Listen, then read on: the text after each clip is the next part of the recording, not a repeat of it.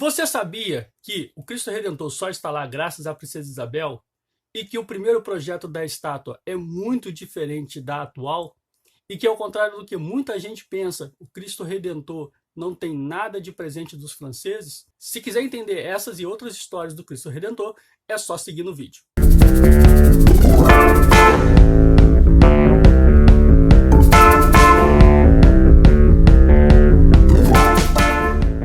Olá, pessoal do YouTube, você que está chegando agora, seja muito bem-vindo ao canal Moral Política. Meu nome é Jonathan Andrade e neste vídeo você vai conhecer a história do Cristo Redentor desde o Morro do Corcovado, onde não tinha nada, até a construção da estátua atual. No alto dos 710 metros de altura do Morro do Corcovado está o principal ponto turístico da cidade do Rio de Janeiro.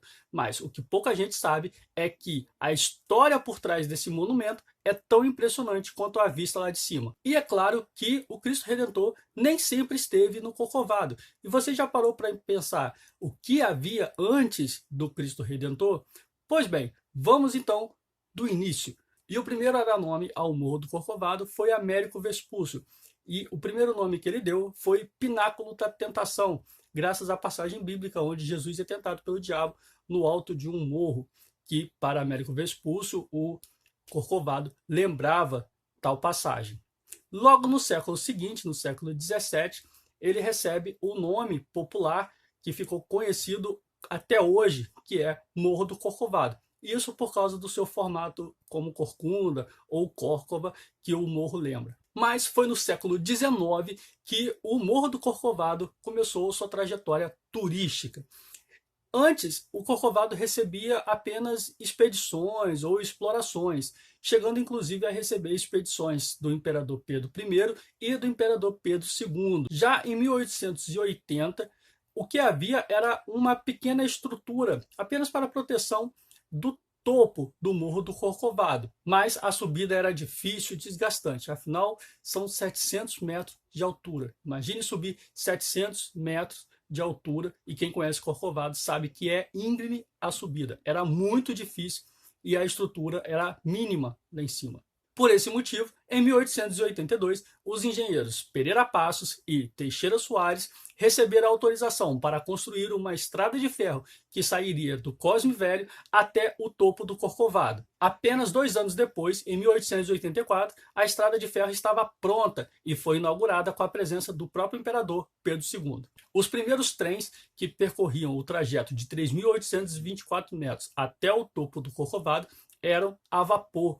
E isso facilitava bastante subir até o topo do morro e contemplar as belezas do Rio de Janeiro. Não demorou muito para se tornar uma das principais atrações turísticas da cidade, ainda no século XIX. Apenas um ano após a inauguração da linha férrea do Corcovado, Pedro II, percebendo a grandiosidade turística que a atração tinha se tornado, manda que seja construído um mirante no topo do morro, pois antes havia apenas uma pequena estrutura para proteção. Era o Chapéu do Sol, como ficou conhecido por causa do formato da estrutura, que é essa imagem que vocês estão vendo agora. Com isso, o Corcovado se consolida como grande atração turística da cidade, atraindo pessoas de todos os lugares, inclusive de outros países, para visitar e apreciar a bela vista do topo do morro. Mas até aqui nós vimos apenas a história de como o Corcovado se tornou uma atração turística antes de ter uma estátua lá no topo. A partir de agora nós vamos ver realmente como o Corcovado deixou de ser apenas um mirante para abrigar a principal atração turística da cidade maravilhosa.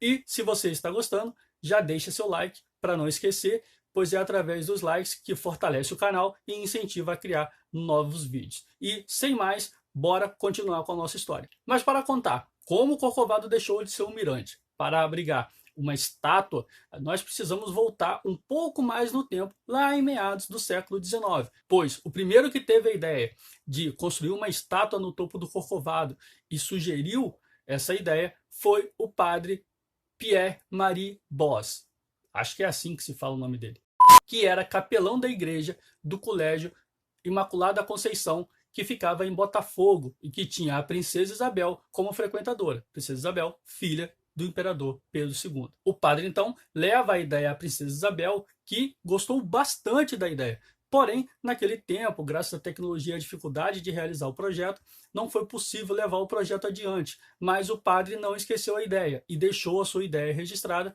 numa de suas versões do livro Imitações de Cristo, que ele escreveu em 1903. Mas o que pouca gente sabe é que, por muito pouco, nós não temos uma outra estátua no topo do Corcovado. Por muito pouco, a estátua no topo do Corcovado seria da princesa Isabel e não do Cristo Redentor. Mas isso só não ocorreu porque a própria princesa não aceitou a homenagem. Essa história se deu pois, após a assinatura da Lei Áurea, em 1888, a princesa Isabel caiu nas graças do movimento abolicionista. Na verdade, a princesa Isabel sempre foi muito próxima dos abolicionistas, chegando a financiar quilombos, chegando a abrigar escravos fugitivos, muito antes da assinatura da Lei Áurea. Ela era muito próxima aos abolicionistas e apoiava bastante o movimento abolicionista. E após assinar a Lei Áurea, os abolicionistas, buscando então recompensar esse apoio da princesa, os abolicionistas então ofereceram à princesa o título de redentora e propuseram que fosse construída no topo do Corcovado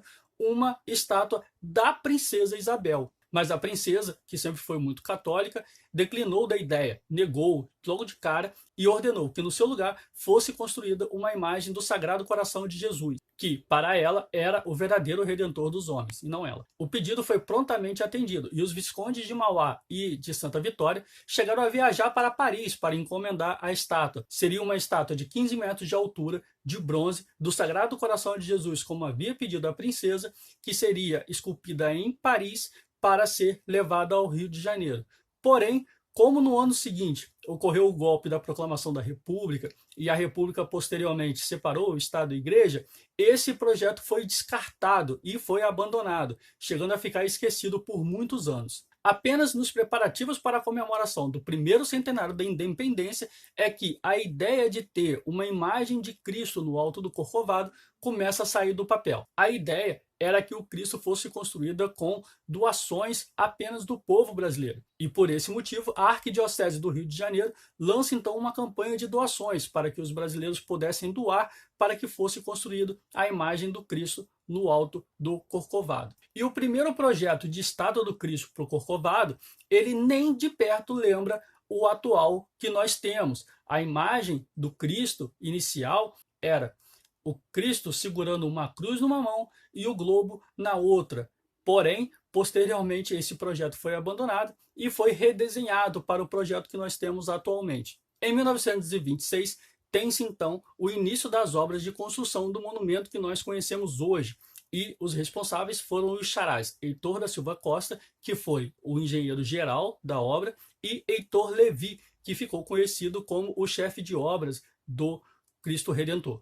As mãos e a cabeça do Cristo Redentor foram esculpidas na França, em Paris, e trazidas ao Brasil de navio. Talvez por isso existe a crença de que o Cristo Redentor seja um presente dos franceses, mas na verdade todo o projeto, toda a construção foi feita aqui.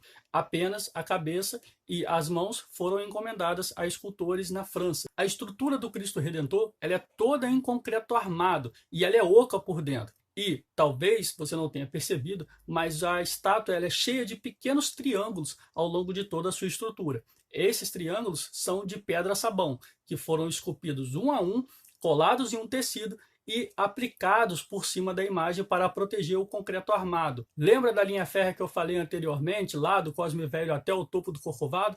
Pois bem, ela que foi responsável para levar todo o material para a construção e montagem do Cristo até o topo do Corcovado. E para você ter ideia, só a cabeça do Cristo pesa 30 toneladas. A imagem também contém, no centro do peito, um coração, que é a única estrutura da estátua vista tanto do lado de dentro quanto do lado de fora. E lembra aquele pedido feito pela princesa Isabel que fosse construído uma imagem do Sagrado Coração de Jesus, mesmo que a imagem atual não seja do Sagrado Coração de Jesus, mas o coração está lá. Sobre isso também é preciso lembrar que a construção, como ela é da Arquidiocese do Rio de Janeiro, logo ela tem toda uma simbologia religiosa. E, para os católicos, o Brasil é consagrado ao Sagrado Coração de Jesus. Talvez por isso também explique a presença do coração na estátua. As obras duraram 5 anos e o fato de não ter ocorrido nenhum acidente grave ou fatal para a época foi considerado um verdadeiro milagre. No total, foram gastos 2.500 contos de réis, o que em 2014 representavam 3,3 milhões de dólares na cotação daquele ano. E como todo o valor arrecadado pela doação foi reunida pela Arquidiocese do Rio e a Arquidiocese do Rio foi responsável pela construção, é ela a detentora do patrimônio do Cristo Redentor. A inauguração, como não poderia deixar de ser, também carrega um grande simbolismo. Ela foi realizada no dia 12 de outubro de 1931, dia de Nossa Senhora Aparecida, padroeira do Brasil. E hoje, além de monumento religioso, ponto turístico e principal marca da cidade do Rio de Janeiro, o Cristo Redentor também é uma das 7 maravilhas do mundo moderno. Mas e para você? Qual é a parte mais impressionante dessa história do Cristo Redentor? Deixe nos comentários que eu quero saber. Bom, essa foi a história deste belíssimo monumento. Espero que todos tenham gostado. Até o próximo vídeo.